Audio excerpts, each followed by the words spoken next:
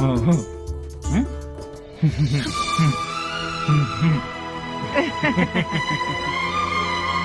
બાબા, હા બટા, આ મારી બહુ છે.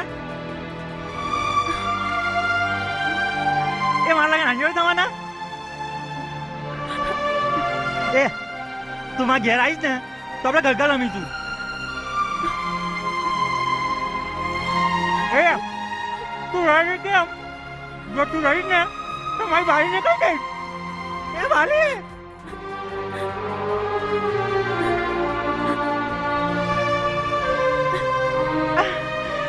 એ તો અમારી રાધા શરમાઈ ગઈ.